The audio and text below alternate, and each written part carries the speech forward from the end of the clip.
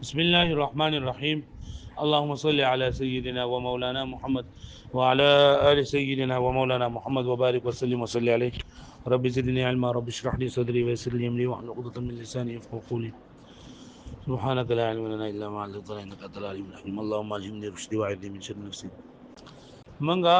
د اسم متمکن اعراب شروع کړو. منګه اول تعریف وی د اسم متمکن او اسم معرب یو شری. كل اسم ركب مع غيره ولا يشبه مبني الاصل. دا د اسم معرب هم تعریف ته او د اسم متمکن هم تعریف ته. چې اسم متمکن څه ته وایي چې هر هغه اسم چې د بل اسم سره یوځای شوی یا د بل کلمې سره یوځای شوی، یعنی په ترکیب کې واقع وي او د مبني الاصل سره مشابهت نه لري. مبني الاصل درې سوزونه دي: کل حروف، فعل ماضی، امر حاضر معروف. بیا موږ دا ویل چې د دې معرب حکم داده چې د دې اخر د عامل په بدلیدو باندې بدلیږي را بدلیږي. او دې ته اسم معرب ته اسم متمکن هم وي. متمکن ورته ته کوي چې تمکن معنی د ځای ورکول، چونکه دا عمر قسم اعراب لځای ورکي نو د دې وجه نه دې اسم متمکن ویل کېږي. ما ته ګوره کتابونه بن کړي اشاره تعالی کان دا په کتاب کو پکور کې پکار ته زوت کړه وي. اوس ما ته ګوره گردان کوم څو سره بیا مونږ ویل چې عامل دی ته وای د چا د وجنه چې د اسم معرب اخر بدلیږي را بدلیږي ایت عامل وای، او کومه کلمه چې بدلیږي را بدلیږي ایت معمول وای. په کومه کلمه کې چې کم حرف او حرکت بدلیږي هغه ته اعراب وای، او کم حرف چې په کم حرف باندې چې د اعراب راغلی وي کم ځای باندې چې راغلی نه ایت محل الاعراب ویل کېږي. د اعراب ما وی چې درې تقسیمونه کېږي: یو اعراب بالحرف ته، یو اعراب بالحرکت ته. اعراب بالحرف یعنی د معرب په اخر کې چې کوم څه بدلیږي را بدلیږي هغه واو الف یا او نون اعرابي وي. او اعراب بالحرکت چې د کلمې په اخر کې کوم څه بدلیږي را بدلیږي هغه ضمه، فتحه، کسره یا جزم وي. ضمه، فتحه، کسره یا سوي جزم وي. بیا داغه نه خو منګه دا خبر وکړه چې د اعراب دویم تقسیم دا چې لکه څومره هم لکه دا نه قسمه اعراب ده کنه، نو په دې نه قسمه کې بعد اعراب د درې تقسیمونو کې یو یو نوم بخامخا راځي. دویم نمبر تقسیم د اعراب: اعراب لفظي، تقديري، حکم او محلي. اعراب لفظي دي ته وایي چې په معرب کلمو کې کومه تبدیلی کیږي په اخر باندې هغه تبدیلی موږ ته په نظر باندې راځي د اعراب لفظي وایي. اعراب تقديري دي ته وایي چې په معرب کلمه باندې کومه تبدیلی شوي هغه تبدیلی موږ ته په نظر باندې ناراضي. لکه د اعراب تقدیره په مثال جاء موسی رایت موسی مررت بموسی. اعراب لفظي لپاره مثال جاء زید رایت زیدا مررت بزیدین. او اعراب محلی دي ته وایي چې په مبني کلمه باندې کم اعراب راغلی، په مبني کلمه باندې کم حرکت راغلی وي نو هغه د صدوج نه راغلی، د عامل لوج نه بدلیږي را بدلیږي، خو محل دا د اعراب وي. محل زیت ویلږي یعنی کده دی په ځای باندې اسم معرب راغلی وي نو اعراب به لفظي یا تقديري خامخا راغلی او چونکه دا مبني کلمه ده نو بدی کې اسیدا تبدیلی منل شوی دا فرضی منل شوی دا شته بګینو دا عامل لوجه نه بګی هغه تبدیلی اس منل شوی دا شته بګینو تبدیلی بګی نشته پوه شو به معنی. او دا محل د اعراب دی. مطلب دا دی کچرته د دې په ځای باندې چرته اسم معرب راشي نو بای باندې به اعراب لفظي یا تقديري خارجي. لکه دې مثال جاء هذا رأيت هذا مررت بهذا یا جاء هؤلاء رأيت هؤلاء من ولو. نو بری کې دا هؤلاء یا دا هذا دا دینه دا مبني کلمه ده، دا مبني نه. نو پرې باندې اعراب محلي ده. کله دې هذا باندې خود اعراب نه ظاهريږي، وکړه دې هذا په دې باندې اسم متمکن زید راغی یا موسی راغی یا عمر راغی بغیر نو بیا به کار کوي. پوه شئ. دریم تقسیم هغه اعراب په دوه قسم نه، یو اعراب حقيقي بل اعراب حکمی. اعراب حقيقي مطلب دا دی چې دا هر حالت د پاره جدا جدا اعراب وي. لکه موږ حالت رفعی په دې سره، نسبی په دې سره، جزمی په دې سره. او اعراب حکمی دي ته ویل کېږي چې دا هر قسم د پاره جدا جدا اعراب نه وي بلکې یو حالت د بل حالت تابع وي. په معرب کلمه باندې سلور حالتونه راځي: په اسم معرب باندې درې راځي او په معرب باندې څلور راځي نو زه دا معرب ځکه وایم کنه چې معربات فسجونه دي یو اسم متمکن یو فعل مضارع ده نو بیا چې روس الله کې فعل مضارع ولګي نو ته به چې الګ یو پکې حالت جزمي ده نو ته به چې ما خو دې سره ګردغه درې حالتونه ذکرو حالت رفعي نسبي او جري نو ټول حالتونه په معرب کلمه باندې څلور راځي سو راځي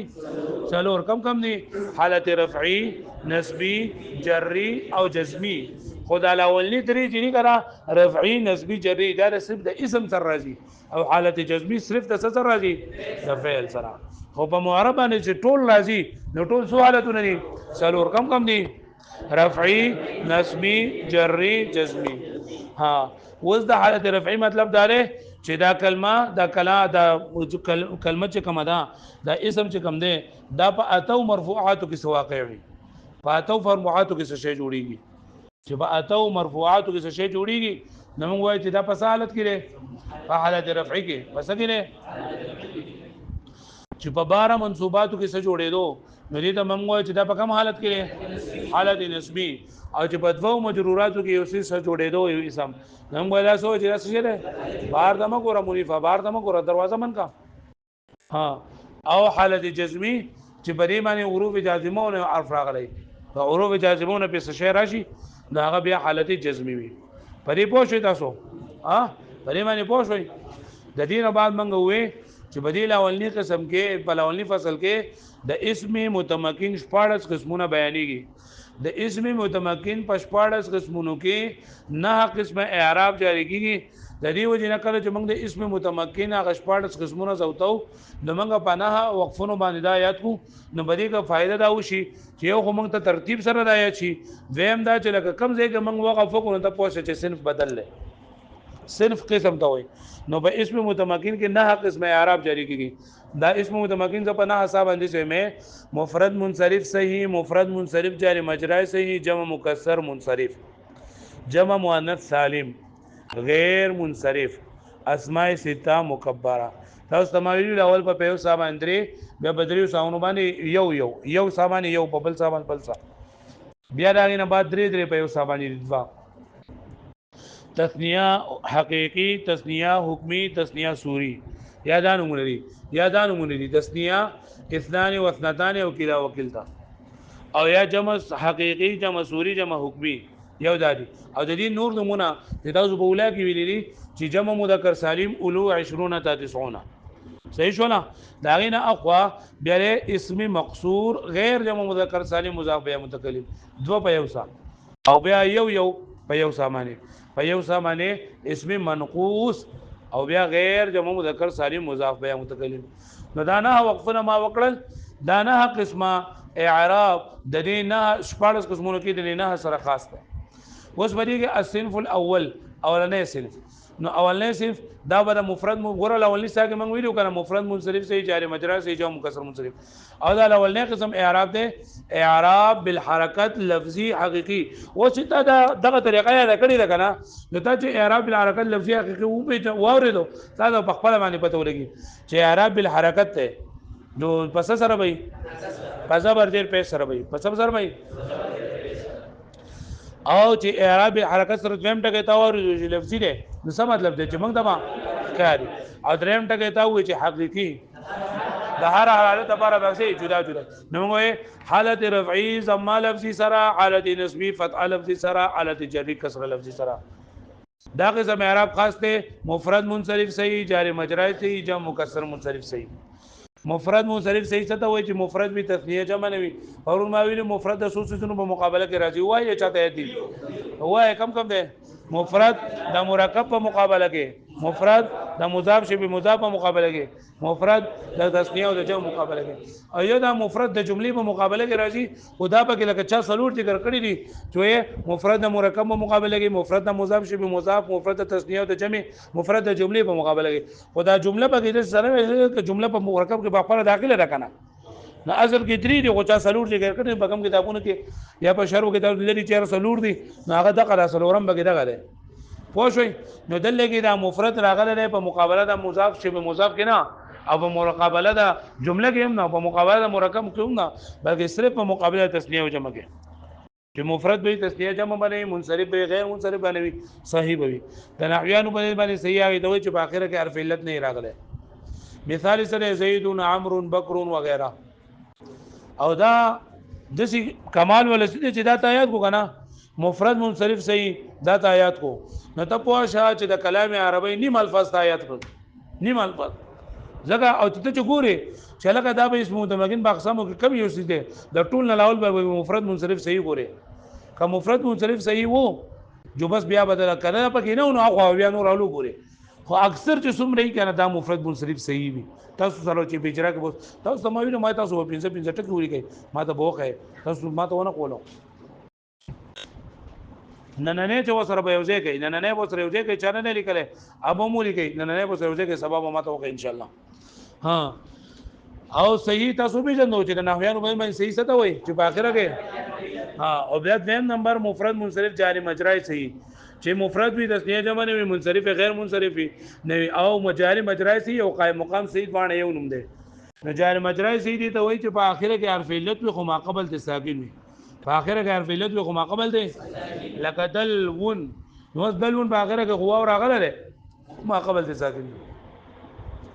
زبیون په اخره کې یا راغله خو ما قبل تساکن دی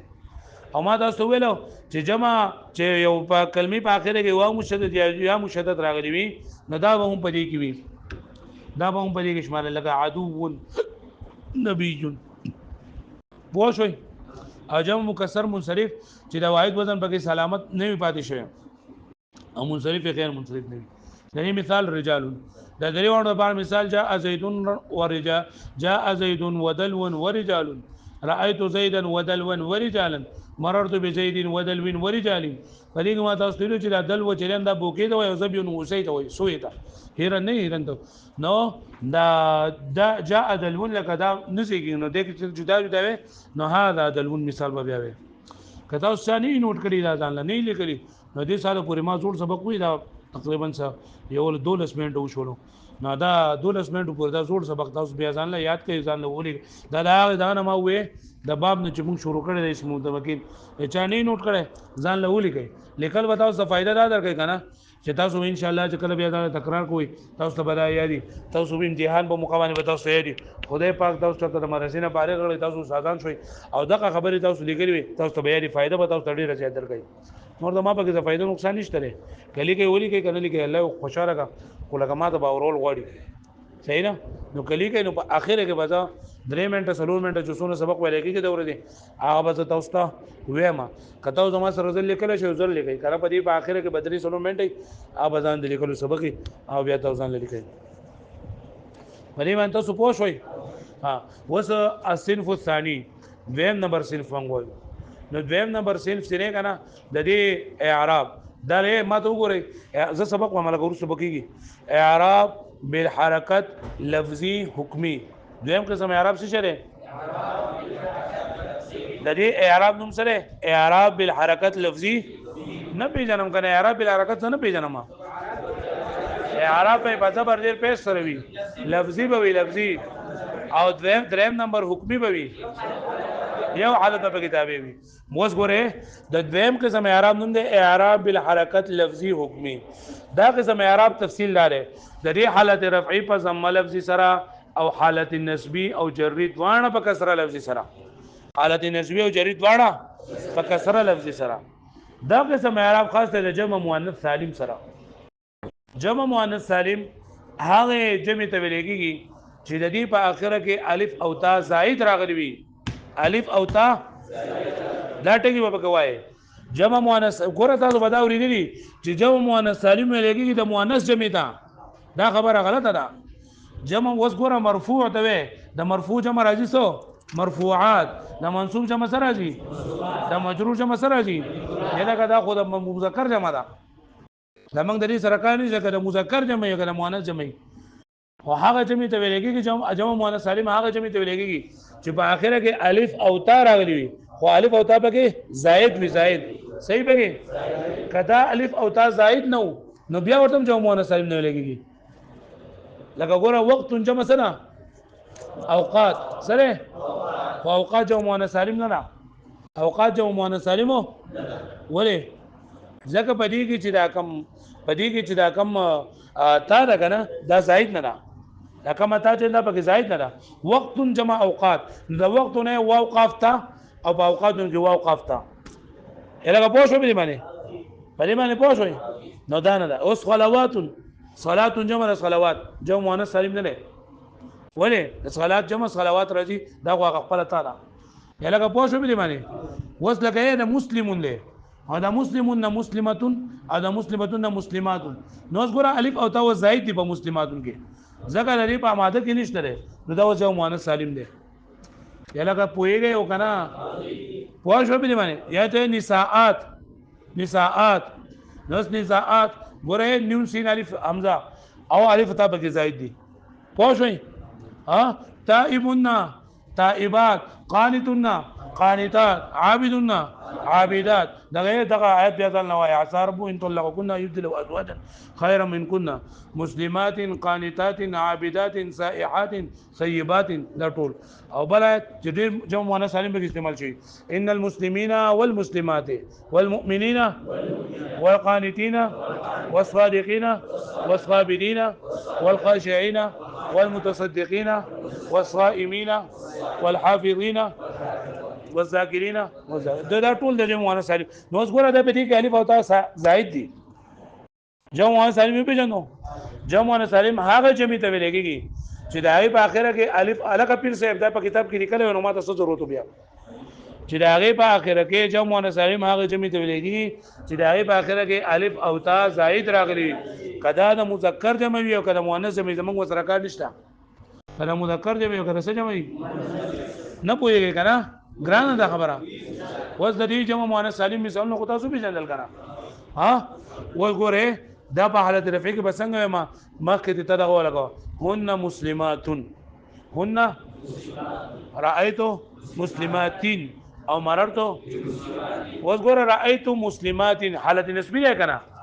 حالت نسبی ده کنه ځکه حالت نسبی څه نه پیژنم کنه را چې بدول از منصوباتو کې څه واقع کیږي ادا بدول از منصوباتو کې مفعول به واقع کیږي څه واقع کیږي او مفعول به او منصوبي دلته کې دا منصوب ده خو د دې هغه نسب په کسرې سره ده حالت نسبی بس سره ده په دې خبره باندې پوه شئ تاسو ته ماته په کائنات کې مسلمات قانتات داعبات دا نه شو کوی رأيت مسلمات مررت بمسلمات د څه نشي ویل پرې باندې پوه شئ نو اسانه اعراب ده الصنف الثاني چې نو مثله اعراب دا خبره پکې نه وي دا نوم دا نه چې نوم دې زده کو کرا نو ته پوه شې چې نیم کار مې زده کړل سنوم دې راتم کوم اعراب او د دې اعراب تفصیل سره حالت رفعی پس سره راځي ضمه لفظي او حالت نسبی او جری دواړه وګوره تاسو حالت نسبی او جری چې حالت پکې بل تابع وي اعراب حکمی دی نو اعراب حکمی څه قدمه کنه پیژندل نو اوس بدل لګي چلی زده کړو ویګه باندې او دا قسم اعراب خاصه څه سره صرف دا نو ما یل تکوي ما لکه جمع وانا سالم په یو سامان وي ځکه چې دا څه بیا واځي دی او مثال یې زکو هن مسلمات رایت مسلمات مررت به اوس په دې کې دا خبره کته تاسو یې ذکرله جوړه خپل خبره او غدا دې ځنه کړله جوم دی الله پاک وبخا چې لکه دا په جمع وانا سالم کې ولې حالت نسبی تابع د حالت جری ده په جمع وانا سالم کې حالت نسبی تابع ولې د حالت جری ده نو ما ته وی کته یاد کړو جوړه خپل خبره ده کدی یاد نه کړو ته نه اورم نو دا په کافیه کې به ځکو ان شاء الله او بعد کې څه او چل کتاب ولې دي سکیږي یو حالت بلاتل تابع ده نو موږ ول جمع مؤنث سالم دا تابع د جمع مذکر سالم ده جمع مؤنث سالم تابع ده چا ده او جمع مذکر سالم کې حالت نسبی تابع ده حالت جری وي جدل لګي هم د قشن دي چې دا دغه فرع ده دغه تابع ده فرع ده نو جمع مذکر سالم کې حالت نسبی تابع ده حالت جری ده جدل لګي هم نو بیا په اعتراض ده یا لکه پیر سیفته چې حالت جمع مذکر سالم ده اصل له او جمع مؤنث سالم فرع ده نو الګي بجمع مذکر سالم کې اعراب بالحرف ده او دلګي اعراب نو دې ته اعراب بالحرف ورک کنه ته چې دا اصل لاغي تابع ده جوړ کوله کنه نه کیږي جوړې ولې وای د اعراب بالحرف د لپاره دا خبره ضروری ده چې په اخره کې به د دې حرف علت راغلی هنده سے حرف راغلی چې هغه حرف علت قبلای او دلته په اخره کې په جمع مؤنث سالم کې د حرف نشته چې هغه اعراب قبول کیدغه الف او یا په اخره کې فکر راشي پوه شو به معنی خدا خبره ما تاسو وی کوي ځکه له جوړه خبره ده کدي ځنه کړو په کافیه کې به ځکو ان شاء الله کافیه د دې نبل غټ کتاب ده پای کوم دغه سبق ده خو تاسو ته به کېدا کوي چې ولې دا ولې دا جواب تاسو په کافیه او په شریعه کې ځکو ان شاء الله ودل لګي چې دا اصل شی ځکه کنه لکه تاسو ما ته رقم ملګری اختیار نه لکه زم چې تاسو کو دونه په ډیر کا په کوم لړ شو بیا به تاسو نه کوي خو دونه کوي چې سیب تاسو روان شي خدای پاک دا ځای کې دا بیا په خپل ستاسو باندې کې دا راځي چیرې دا ولې بده سي چې تاسو بیا په خپل به کوشش وکړئ مهنت وکړئ ان شاء الله نو زم قسم اعراب تاسو ته یاد نشو کنه څنګه نه حالات رفعی پس سره حالات جری په کسل سره او دا قسم اعراب خاص سره جمع مؤنث سالم څه ته وایي وګوره په اعراب کې مونږ یو د اعراب نوم مونږ وي یو د اعراب نوم وي بیا دا غي تفصیل وي او دا اعراب د چا سره خاص دی د جمع مؤنث سالم سره جمع مؤنث سالم تعریف مونږ کو او مثال وي هن مسلمات د حالت رفع مثال د حالت نسب مثال رأيت مسلمات او د حالت جری مثال دریم نمبر قسم الصنف الثالث ہے دام اعراب بالحرکت لفظی حکمی دام اعراب بالحرکت لفظی حکمی دام د دې اعراب تفصیل لري حالت رفع په ضمه لفظي سره او حالت نسبی او جری باندې په فتح لفظي سره اب کسره لفظي سره دا په فتح لفظي سره حالت جری او نسبی باندې حالت جری او نسبی باندې په فتح لفظي سره دا قسم اعراب خاص دی غیر منصرف سره دا قسم اعراب خاص دی چا سره دا غیر منصرف بحث ان شاء الله د دې فصل نوروز ور روان دی او صرف دا پیژنې چې غیر منصرف هر هغه اسم ته ویل کېږي چې بای کې د اسباب منصرف نه دو سببونه راغلي وي یا پکې یو داسې سبب راغلی وي چې قائم مقام د دوه سببونه وي چې قائم مقام د دوه سببونه وي یا پکې یو دوه سببونه راغلي وي د اسباب منصرف نه او یا پکې یو داسې راغلی چې هغه آئیږي ان شاء الله تاسو به دا وایي بیا چې اسباب منصب نه اجازه الوصف تانیث معرفه او مجمع ترکیب وظیفه الف نون زائدتان پدې کې به اسباب قویه دي او سبق اسباب مطلقه دي سبق اسباب مؤثره دي ان شاء الله یې بیا وایي چې بعض بغیر دي یو په دغه په کار کوي بعض بغیر دي چې لکه غیر منصرف نه غینه په خامخا راغلي کنه غیر غیر منصرف شته نه او بعض بغیر اسباب مطلقه دي ان شاء الله په تفصیل وایو صرف دوه ځکه کوي چې غیر منصرف دي ته لګيږي چې د اسباب منصرف نه بګې دوه سببونه راغلي وي یا پکې یو داسې سبب راغلی وي چې هغه د دوه برابر وي قائم مقام د سببین وي دا غیر منصرف دی. دې مثال عمر جاء عمر رايت عمر مررت بعمر مررت بعمر وزل ګور بحر جر راغله او دا په حالت جری کې دی بعمر دا په حالت جری کې دی لیکن د دې حالت جری تابع د حالت نسبی دی جزء کدا عمر باندې نسب راغله پوه شو به باندې ها نو ګور اوسه د اعراب درې قسمونه منګویلو او دا درې ونه قسمونه اعراب بالحرکت دي درې ونه قسمونه سړي بالحرکت نه پیژنم یار ضمه فتح کسره دا صحیح شولا او دویم نمبر دا درې ونه چې دا اعراب بالحرکت لفظي دي سړي لفظي دي موږ ته څه کوي خو فرق پکې سره چې دا اولنې حقيقي دي او دا دوسري اولنې حقيقي دي او دوسري دا درې ونه قسمونه اعراب بالحرکت بالحرکت دي ورته دا اوسه اسانه خبره الصنف الاول نوم سره اعراب بالحرکت لفظي حقيقي دا دویم صنف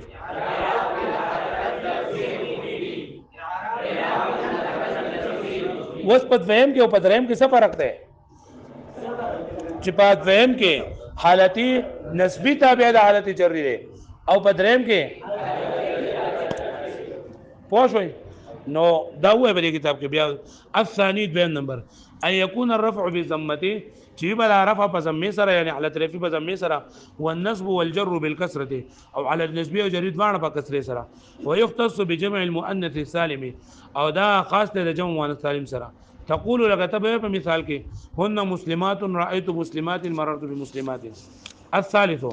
ادرم الصنف الثالث ان يكون الرفع بضمه حالت رفع په ضمه سره وي والنصب والجر بالفتحه حالت النسبه او جر په فتحه سره وي ويختص بغير المنصرف او دا خاص کړی شوی د غیر منصرف سره كعمر تقول جاءني عمر على رفع ورأيت عمر حالت النسبه مررت بعمر حالت الجر وذلك کار په کې سره چې دویم نم الصنف الثاني د دې اعراب نوم دی اعراب بالحرکت لفظي حکمی د دې اعراب تفصیل حالت رفعی ضم لفظي سره حالت نسبی او جرید باندې په کسره لفظي سره دا قسم اعراب خاص دی د جمع مؤنث سالم سره جمع مؤنث سالم هغه جمع ته ویل کېږي چې د دې په اخره کې الف او تا زائد راغلي وي لکه مسلمون مسلمات او د مؤمنون مؤمنات د دې مثال حالت رفعی مثال هن مسلمات حالت نسبی مثال رأيت مسلمات حالت جری مثال رأيت مسلمات الصنف الثالث نمره اعراب بالحركت لفظي حکمی اعراب بالحركت لفظي حکمی تفصیل حالت رفعی ضم لفظی سره حالت نسبی او جری دوانه په فتح لفظی سره دا قسم اعراب خاصه د غیر منصرف سره غیر منصرف هر هغه اسم ته ویلېږي چې پکې د اسباب منصرف نه دوه سببونه راغلي وي یا پکې یو داسې سبب راغلی وي چې قائم مقام د دوه سببونو وي د دې مثال په حالت رفعی کې جاء عمر حالت نسبی کې رأيت عمر حالت جری کې مررت بعمر په الاولنی کې منغه وجه ویلا چې دا کې حالت رفعی حالت نسبی تابع ده حالت جری ولې ځکه چې دا د جمع مذکر سالم فرع ده او جمع مذکر سالم کې د حالت نسبی تابع ده جری وی دلته کې هم ده د دې دویم وجه چې په دویم کې حالت نسبی حالت جری تابع ول حالت کسری ده نو وای د دې غیر منصرف مشابهت ته د فعل سره دا غیر منصرف مشابهت ته فعل سره څنګه چې په فعل کې دوه سيزونه ضروری دي نسبت ال الفاعل او نسبت ال الزمان د قشان د بغیر منصرف دي دوه سيزونه ضروری چې د سببونه دي نو په احتیاج کې د فعل سره مشابهت ته په فعل باندې کسره او تنوین نه راځي نو بغیر منصرف باندې هم کسره تنوین نه راځي پورا باس ان شاء الله بغیر منصرف کو اوس اجرا د تاسو ګورئ دا ګوره الثاني ان يكون الرفع نو الرفع دا ګورئ چې الرفع د اسم متمکن په اقسام کې کم قسم ده د اسم متمکن په اقسامو کې الرفع کم قسم ده مفرد منصرف صحیح مفرد ولی ده تسنیه او جمع نه ده منصرف ولی ده او صحیح ولی ده دا دغه بګی نشته اخر کار فلت نشته الرفع په حالت رفعی کې ده که په نسبی کې ده که په جری کې ده تا د څنګه پته ولګی دا زګه چې زمه په راغل دا زب کې سبي راغلا اوس به دا به تبي زګه چې دا په حالت رفعی کې ولی ده زګه چې په مرفوعاتو کې د کان فعل ناقص اسم جوړيږي بالضمته ضمته راته وایا د اسم متمکن په اقسامو کې څه شی ده کوګي کولاو کې لکه زورا مفرد منصرف صحیح مفرد ولی ده منصرف ولی ده صحیح ولی ده غیر صحیح او دا په کوم حالت کې ده څنګه پته ولګی دا لکه چې په کسره کې ده کم قسم اعراب په کې چلیږي الصنف الاول نو مثله والنصب والجر بالكسره والنصب النصب اعراب قسم په کوم حالت کې ده وزوا ويختص بجمع المؤنث السالم جمع وایا مفرد منصرف صحیح المؤنث لکه حافظان بکې کم دی حافظان د قران مجید اما يتسالون سورته ته آیات کنا ما ته وای عن النبأ العظیم کې النبأ وایا مفرد منصرف صحیح په کوم حالت کې ده حالت جری کې حالت جری په سر راغله ده اسوم قسم اعراب کې چلیږي الصنف الاول العظیم مفرد منصرف صحیح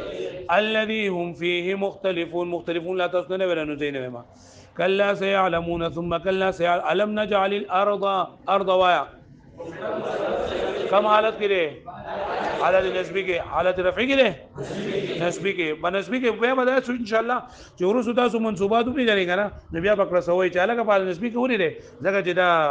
دغه واقع ده مفعول به واقع ده میهادن په کوم حالت کې ده والجبال اوتادا رات هو اوتادن جبال و جبال